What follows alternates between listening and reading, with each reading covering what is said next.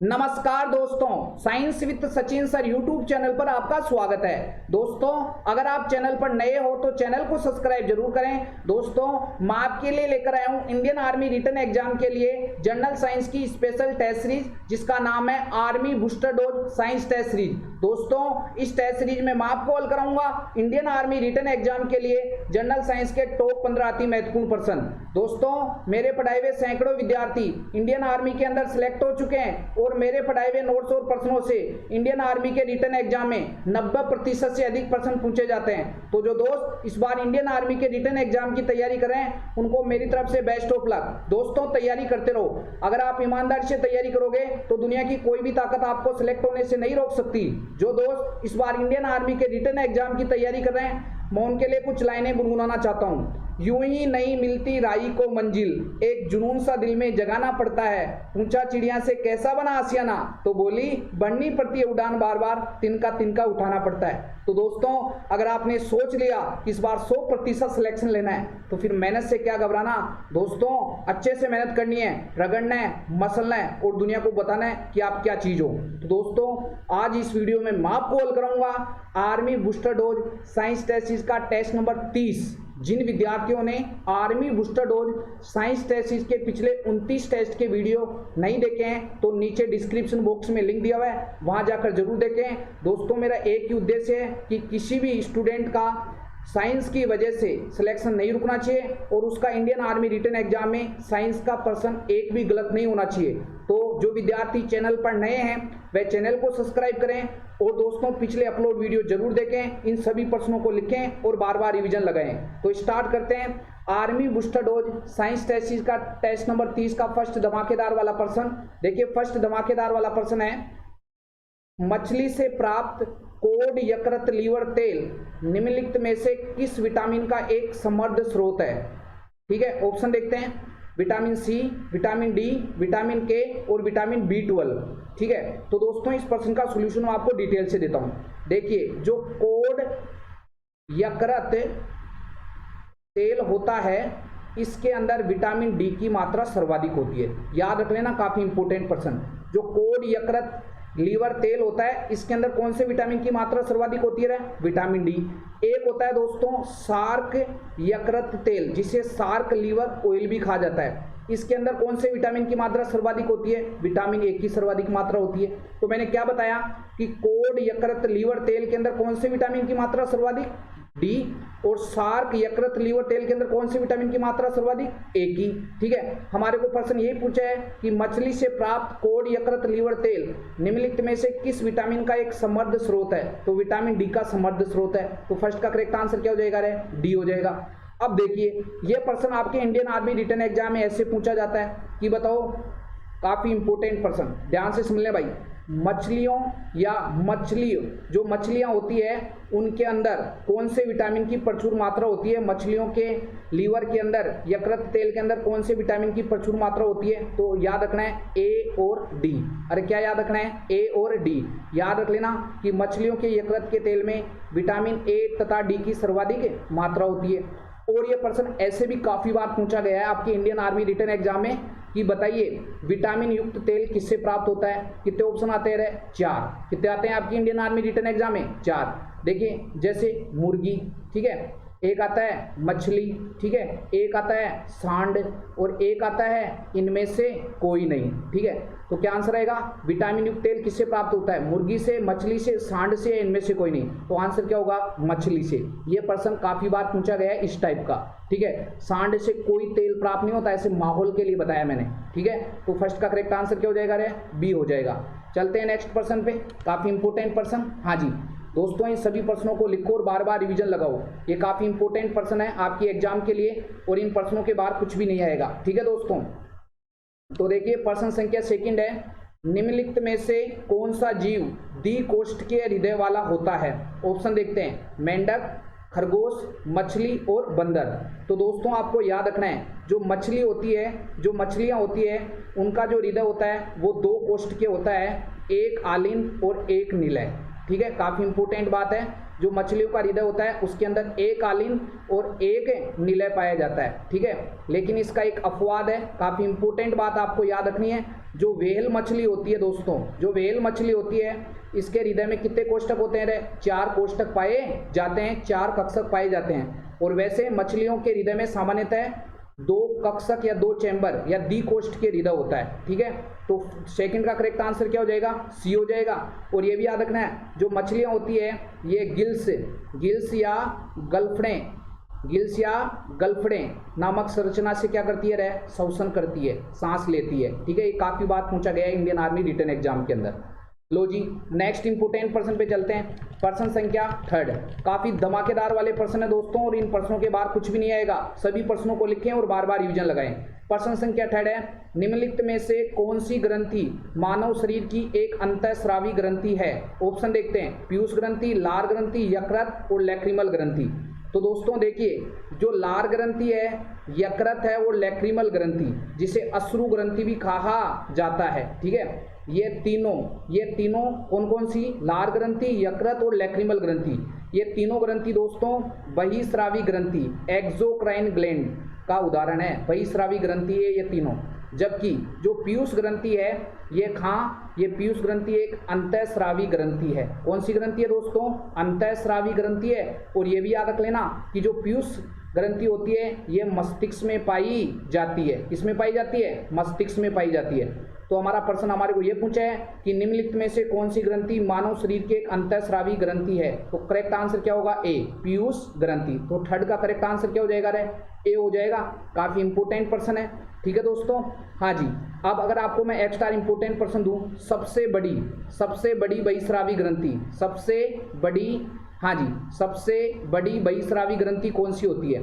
तो आपको याद रखना है दोस्तों, सबसे बड़ी बहिस्रावी ग्रंथि कौन सी होती है रे? सबसे बड़ी बहिस्रावी ग्रंथि, लार्जेस्ट एक्सोक्राइन ग्लैंड, सबसे बड़ी बहिस्रावी ग्रंथि होती है यकृत, जिसे लीवर भी कहा जाता है। काफी इंपोर्टेंट प्रश्न है, याद रख लेना। सबसे बड़ी बहिस्रावी ग्रंथि कौन सी? यकृत या लीवर, ठीक है दोस्तों। और सबसे छोटी बहिस्रावी ग्रंथि अश्रु ग्रंथि, जिसे लैक्रिमल ग्लैंड भी कहा जाता है, लैक्रिमल ग्रंथि भी कहा जाता है, ठीक है। तो मैंने क्या बताया कि सबसे बड़ी बहिस्रावी ग्रंथि यकृत और सबसे छोटी बहिस्रावी ग्रंथि अश्रु ग्रंथि, लैक्रिमल ग्रंथि, ठीक है। सारे प्रश्न याद रखने। चलते हैं नेक्स्ट प्रश्न पे। प्रश्न संख्या 4। हाँ जी, देखिए प्रश्न संख्या 4 है, अर्ग, जूल और कैलोरी निम्नलिखित में से किसकी इकाइयां हैं? ऑप्शन देखते हैं, दबाव, ऊर्जा, बल और चुंबकीय ध्रुव शक्ति। तो दोस्तों आपको याद रखना है, अर्ग, जूल और कैलोरी ये ऊर्जा की इकाइयां हैं, ठीक है। तो 4 का करेक्ट आंसर क्या हो जाएगा रे? बी हो जाएगा। लो जी, नेक्स्ट इंपोर्टेंट प्रश्न पे चलते हैं। प्रश्न संख्या 5। प्रश्न संख्या 5 है दोस्तों, हाँ जी, किसी कोशिका का कौन सा कोशिकांग कोशिका के पावर हाउस के रूप में जाना जाता है? ऑप्शन देखते हैं, रिक्तिकाएं, माइटोकॉन्ड्रिया, नाभिक और गोल्जी कॉम्प्लेक्स। तो दोस्तों आपको याद रखना है कि कोशिका के पावर हाउस के रूप में माइटोकॉन्ड्रिया को जाना जाता है। कोशिका का शक्तिगृह या पावर हाउस ऑफ सेल कौन सा होता है? माइटोकॉन्ड्रिया, ठीक है। काफी इंपोर्टेंट बात है, जिसको हिंदी में सूत्रकणिका भी कहा जाता है। क्या कहा जाता है दोस्तों? सूत्रकणिका भी कहा जाता है। लो जी, तो 5 का करेक्ट आंसर क्या हो जाएगा? बी हो जाएगा। और ये भी याद रख लेना, काफी इंपोर्टेंट बात है कि माइटोकॉन्ड्रिया में ऊर्जा का निर्माण किस रूप में होता है? एटीपी के रूप में होता है। और ये भी याद रख लेना कि एटीपी की फुल फॉर्म क्या होती है? Adenosine triphosphate. एटीपी की फुल फॉर्म क्या होती है? एडिनोसिन ट्राइफॉस्फेट, ठीक है। काफी इंपोर्टेंट बात, एडिनोसिन ट्राइफॉस्फेट, ठीक है। ये काफी इंपोर्टेंट बात है कि कोशिका का शक्तिगृह माइटोकॉन्ड्रिया या पावर हाउस ऑफ सेल कौन होता है? माइटोकॉन्ड्रिया। और माइटोकॉन्ड्रिया में ऊर्जा का निर्माण एटीपी के रूप में, और एटीपी की फुल फॉर्म एडिनोसिन ट्राइफॉस्फेट। और ये भी याद रखना, इस एटीपी को ऊर्जा की मुद्रा कहा जाता है, करेंसी ऑफ एनर्जी। ऊर्जा की मुद्रा कौन सी होती है? एटीपी होती है, ठीक है दोस्तों। काफी इंपोर्टेंट प्रश्न। तो 5 का करेक्ट आंसर बी है, याद रखना है। नेक्स्ट प्रश्न पे चलते हैं। प्रश्न संख्या 6। हाँ जी, प्रश्न संख्या 6 है, मानव शरीर का कौन सा हिस्सा पित्त रस को संग्रहित करता है? ऑप्शन देखते हैं, वृक्क, लार ग्रंथियां, पित्ताशय और वसा उत्तक। तो दोस्तों आपको याद रखना है जो पित्ताशय होता है ये पित्तरस को संचय करता है, ठीक है। तो 6 का करेक्ट आंसर क्या हो जाएगा रे, सी हो जाएगा।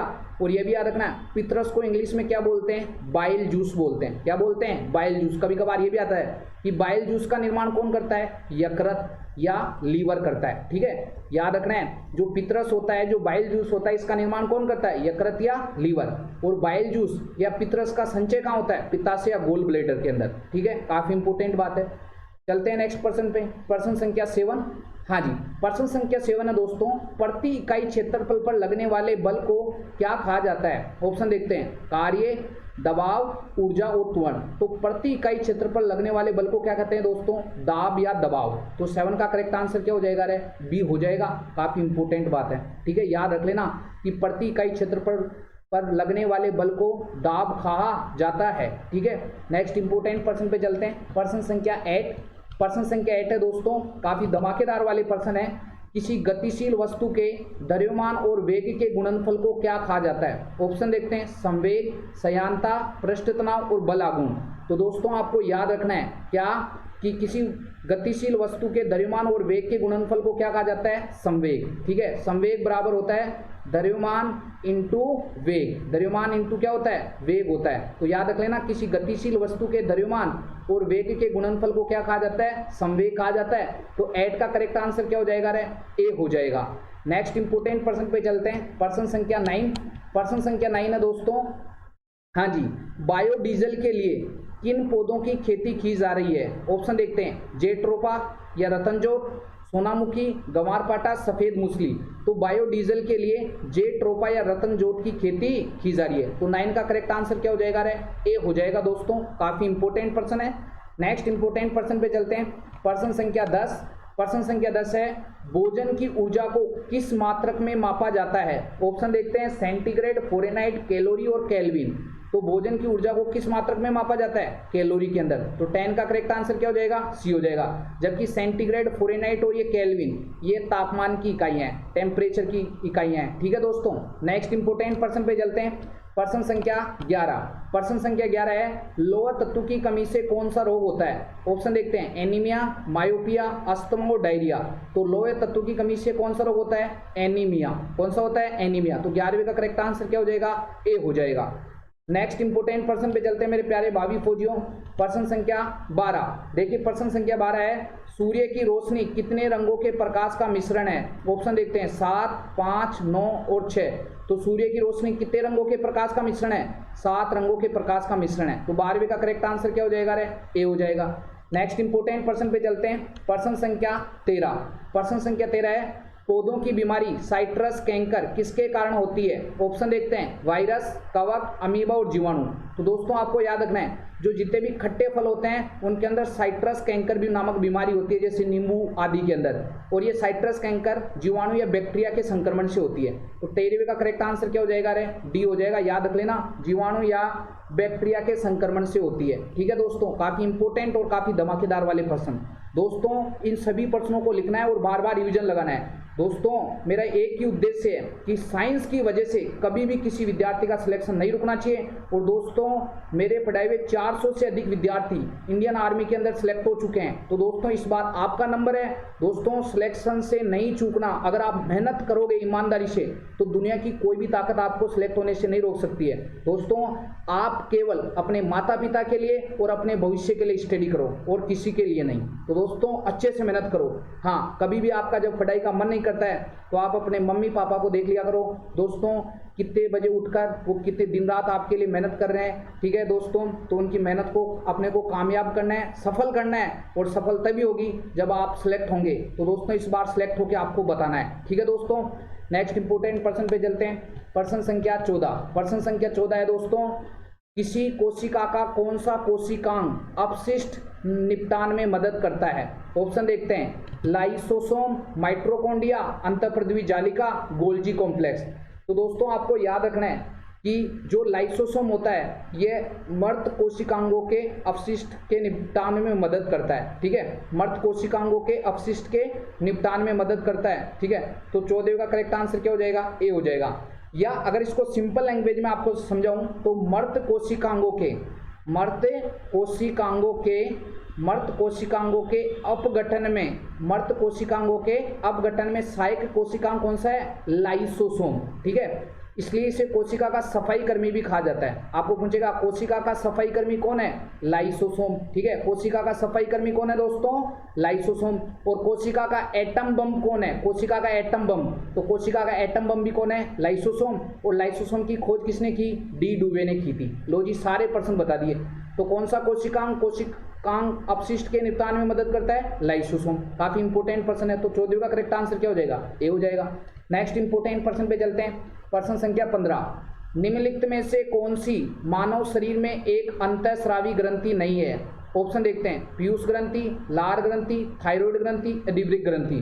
तो देखिए अंतःस्रावी ग्रंथि इनमें से कौन सी नहीं है? देखिए पीयूष ग्रंथि, थायराइड ग्रंथि और अधिवृक्क ग्रंथि, ये तीनों अंतःस्रावी ग्रंथि का उदाहरण है। अंतःस्रावी एंडोक्राइन ग्लैंड।